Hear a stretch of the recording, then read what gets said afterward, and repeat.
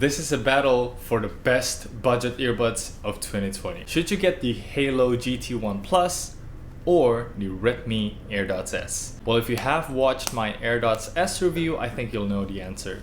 The GT1 Plus has the better sound and a better case. And let's forget about GT1 and GT1 Pro and GT2 since the AirDots S is better than all of those. And that's even more so if you game.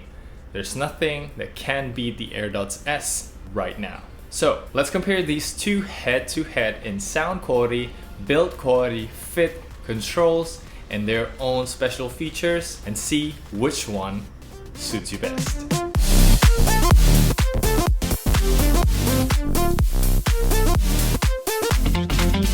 Selamat pagi! Good morning everyone, Kenneth here, and today before we talk about all the differences, I want to take a second to let you know that I have made full reviews to these two earbuds, and I will put links to both videos down in the description, so I won't go too much into details like latency tests and call tests here, but instead I'll give you my thoughts on the general performance based on my experience. For now, as always, don't forget to leave a like, subscribe, and let's start with the most important thing, the sound quality. Here I'm going to compare different songs to different genres, and I'll tell you exactly what is different and which one I prefer the most. All of the songs here are in my review playlist, which you can find in the description below. And let's start with the first song, Enter Sandman by Metallica. This is a rock song, and I can say this for slow rock songs as well. Both of these sound great, and I think it depends on your preference. Generally speaking, the GT1 Plus has a slightly more open soundstage, and the bass is more detailed even though it's not as punchy. And on the AirDots S, the separation is a bit lesser, so it sounds more compressed, but there's a bit more bass kick here. It's a little bit more noticeable, and that's fun to listen to. Other similar songs like Hotel California by Eagles, More Than Words by Extreme, Don't Stop Me Now by Queen, I'd be happy with either of these two. One special case is Always by Bon Jovi. The opening intro sounds way more satisfying on the AirDots S, and surprisingly, I prefer the tighter soundstage there. So in this specific song, I'd go with the AirDots S. Now, moving on to the next one, Speechless by Naomi Scott. This is a pop Disney song, and here's where the bass of the AirDots goes a little bit too dominant as opposed to the more balanced GT1 Plus. Also, as I like to describe it, it has more natural vocals, which is what I prefer actually. So in this song, it goes to the Haylou. Now, as you've probably noticed, the trend is, as I've said, GT1 Plus has better soundstage with more balanced sound, and AirDots S has punchier bass but sounds a bit like V-shaped EQ with a soundstage that's more compressed. But this doesn't hurt in some songs. In fact, it made it better when listening to hip-hop, rap, or EDM song. Like this one, Just Got Paid. Much more satisfying on the AirDots S. But now, coming back to the compressed sound of the AirDots S, it does hurt in something like this song by Akmu. I love this one. It sounds soft but powerful at the same time, and it sounds way better on the GT1 Plus. And actually, this is a song that when I see it, I know immediately the Haylou would perform better. And yeah, I was right. So I hope you got a picture of the sound quality between both of these two. I think they are both great. Both have about the same volume and both sound better than basic AirDots, QCY-T1, Haylou GT1, GT2, GT1 Pro. And I repeat it again because it's important. If you want more bass, go for the AirDots. If you want more natural sound, go for GT1 Plus. Okay, let's talk about the build quality and fit now. And this is going to be quick because they both fit the same. Just like last year, nothing is changed here. They both still use micro USB, still no case battery indicator, and I still don't like how deep the earbuds go into the AirDots case, which makes it hard to take out, and the case still sounds like a candy box. And this size is bigger than the Haylou's despite having pretty much the same battery inside. So in this case, I would give the edge to Haylou. It is smaller, more pocketable, and just easier to use. It is still far from perfect though, because you might start asking questions like, how do I know when I should charge the case? The answer is you will know as you use it. Usually the case lasts 3 to 5 days depending on how much you listen to music per day. Once in a while, just plug it in for half an hour, let's say, and you will be perfectly fine. And also, if you happen to find the earbuds not turning off when you put them into the case, that means the case is out of charge. The whole experience is doable. So yeah, don't worry too much about that. Now, let's talk about the controls. And I think I will start sounding like a broken record here because there hasn't been any change from last year. Again, the controls on the Redmi AirDots still sucks. Despite being a physical button that some of you might want, QCY has much better physical control and it's customizable in their app. Coming back here, you only have 1 tap as player pause and 2 taps as voice assistant.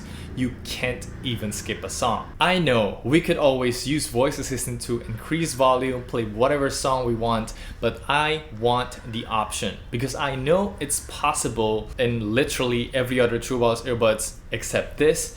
And also I've made a video on how to work around it so you can change the double tap into next song, but that's pretty much it. And also it's Android only and may not work on some phone brands too. The Haylou, on the other hand, uses touch control, but as you can see here, it is still not perfect. It doesn't have volume control, but it covers most of the basics.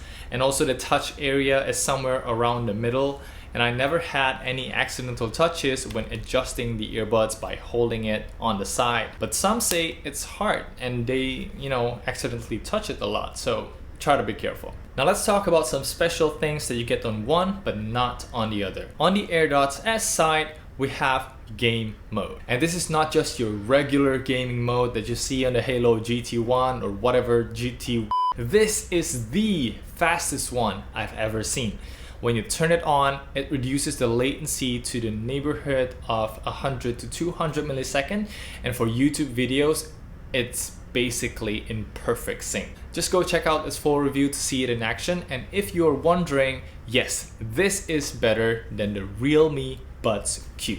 That uses the same chip as the Buds Air Neo, and I've tested the Buds Air Neo. You can go check out that video as well. The point is, if you want to game and you want the freedom of a True Wireless earbuds, the AirDots S is probably your best bet. The thing is now, do you really want that cable-free experience, or you just don't care? A wired earbuds will do the job perfectly fine, right? So yeah, the choice is up to you. Now, onto the Haylou GT1 Plus. We don't have gaming mode here, but we do have aptX support, which theoretically could bring better sound quality if you have better music files. Personally, I don't notice much difference from my streaming service, so it's a plus for you who use it. For me, I'm more into the efficiency of the QCC3020 chip itself. That brings more battery life when used with AAC or SBC. This will play music for 5 hours when compared to the AirDots S 4 hours. Just be careful when using aptX, the battery will get closer, to 3 hours, like 3 to 4 hours. For its latency, I've done a comparison. It's called aptX versus gaming mode, and I did it on the Redmi K20 Pro, which supports aptX TWS mode. And the latency there surprised me actually. It was just as good as the other gaming mode earbuds, but not as fast as the AirDots S though. It's still somewhere between 200 to 300 milliseconds, but for me personally, that is still very playable. Now, the thing is, this aptX codec won't work on iPhones, of course, or even some Androids that don't support aptX. So that's why I think the chip efficiency is more important, because no matter what phone you use, most likely you'll get 5 hours of battery life here. And also, you can check out the detailed battery test in my Twitter at @testedbyken. Okay, last but not least, talking about the call quality, this is the point where I have to say sorry. I can't compare it to you guys because I have a defect GT1 Plus here. But honestly, I haven't had many people in the comments complaining about their GT1 Plus mic as opposed to the Haylou GT1 original. That one sounds muffled. And I believe the Qualcomm chip brings improvement here. On the other side, I think the AirDots S sounds great in phone calls too. It's an improvement over the AirDots original, and I think they are both comparable. Also, on the AirDots, I've played many games with my friends, and with voice chat on, everyone says I sounded clear. But don't take my words for it. Go ahead and check out my full review to know how it really sounds like, and I've also compared it to the original GT1. In conclusion, generally speaking, I recommend you to get the GT1 Plus over the AirDots S. It's got better battery life, aptX support, better controls, better case, wider sound stage, and more natural sound, which honestly I like better. But if you want to game and if you want more bass punch in your music, then absolutely go for the AirDots S. Just know that the controls suck. Yeah. So that's pretty much it for the comparison. I hope it helped answer your question whether you should buy the AirDots or the Haylou. It's a pretty quick video because there's no latency or call test. But let me know down in the comments below which one you ended up buying. As always, I would really appreciate it if you could help me support the channel by buying through the affiliate links down in the description below. And if you have more questions, feel free to hit me up on Twitter and Instagram. I'll try my best to reply there. So thank you very much for watching. I'm Kenneth, and I will see you in the next one.